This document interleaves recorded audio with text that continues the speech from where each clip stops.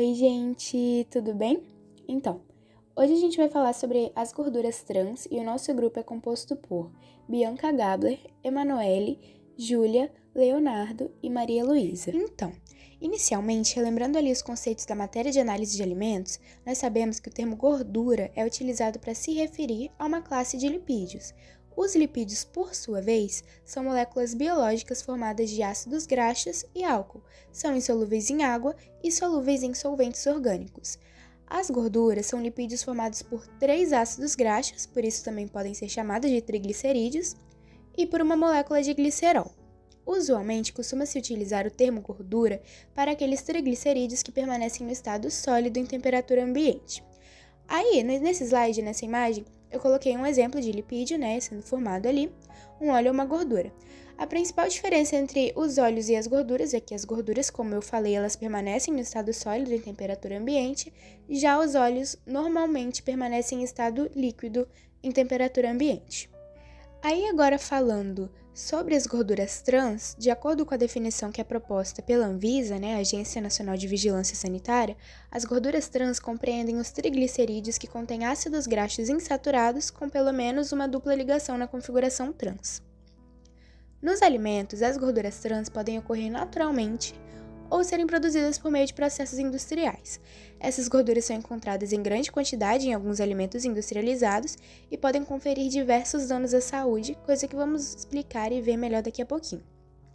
Elas são utilizadas nos alimentos industrializados para garantir, por exemplo, melhoria do sabor, aumento do prazo de validade, estabilidade do alimento, entre outros.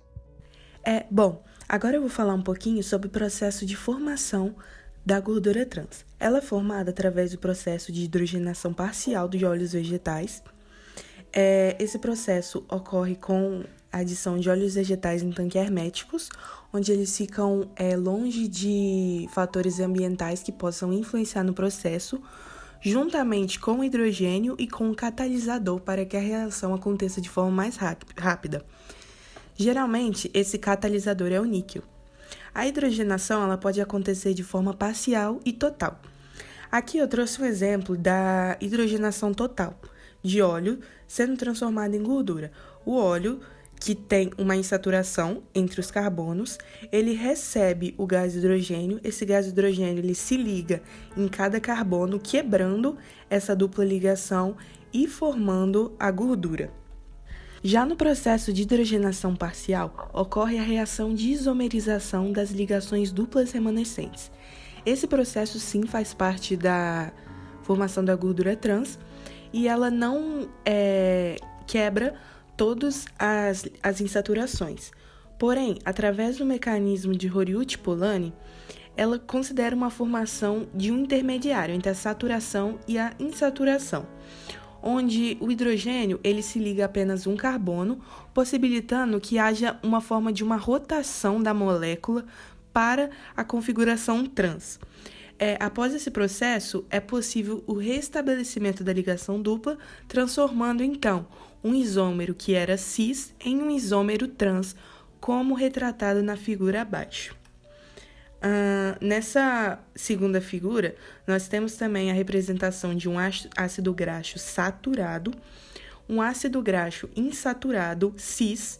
Nós podemos ver aqui a configuração da dupla, onde os hidrogênios e os radicais estão em lados opostos, e o ácido graxo insaturado trans. Aqui já podemos ver a representação do processo de hidrogenação, e os hidrogênios estão em lados opostos, assim como os radicais. E isso confere uma maior estabilidade para as moléculas. Estabilidade essa muito procurada pelas indústrias. Exemplos de alimentos onde a gordura trans está presente em grande quantidade. Bom, retomando o que foi dito anteriormente, gordura trans é um tipo de gordura que pode ocorrer naturalmente em alimentos de origem animal ou ser produzida industrialmente por meio de processos tecnológicos. Esse segundo processo, dentro da indústria de alimentos, é a forma como a gordura trans é mais frequentemente encontrada nos produtos alimentícios. Para sua produção, o óleo líquido é transformado em gordura sólida, o que vai conferir aos alimentos maior crocância, sabor e prazo de validade por um baixo custo. A gordura trans, além de auxiliar na forma dos alimentos, reduzindo o custo de preparo, não precisa de um ambiente específico para ser armazenada. E essa redução de gastos é a principal causa da gordura trans ser tão utilizada dentro da indústria de alimentos, já que para o consumidor ela não apresenta nenhum benefício. A Organização Mundial da Saúde recomenda que a ingestão de gordura trans não deve ultrapassar 2,2 gramas ao dia. Entretanto, a taxa de gordura trans presente em alimentos ultraprocessados, que são consumidos diariamente pela maior parte da população, apresentam taxa de gordura trans superior a 2,2 gramas em apenas uma porção, como em uma porção de batata frita de fast food, que apresenta 6 gramas de gordura trans, e uma colher de sopa de margarina apresenta 2 gramas de gordura trans. E nem sempre essa taxa de gordura trans vai estar presente nos rótulos dos alimentos. Deve-se verificar nos ingredientes dos produtos se há indicação de gordura hidrogenada, parcialmente hidrogenada, óleo vegetal hidrogenado ou parcialmente hidrogenado. Se estiver presente no rótulo, é porque o alimento apresenta gordura trans na sua composição. E mais do que evitar certos alimentos, como os ultraprocessados, a dica dos nutricionistas é prestar atenção em como o alimento foi preparado, pois a gordura animal também pode ser transformada em gordura trans quando ela é exposta a altas temperaturas, como em frituras e torras. A nutricionista Ana Paula Rezende, que é coordenadora do projeto pela saúde do coração Gordura Trans Não, explica que, quando o óleo de cozinha, a manteiga ou até o azeite é aquecido, por exemplo, eles viram gordura trans, uns em maior e outros em menor quantidade. A dica é sempre ler o rótulo, ver os ingredientes e o modo como o alimento foi preparado, mesmo quando a embalagem diz zero gordura trans. Bem, entrando agora no tópico da identificação da gordura trans, ao analisar os rótulos e as embalagens dos alimentos, existem algumas informações que são muito úteis. Isso ocorre porque, no Brasil, é obrigatório ter a informação no rótulo da quantidade de gordura trans. Contudo, quando a gente fala especificamente em termos de porção, aqueles alimentos que apresentam menos de 0,2 gramas de gordura trans por porção podem ser indicados com valor de zero.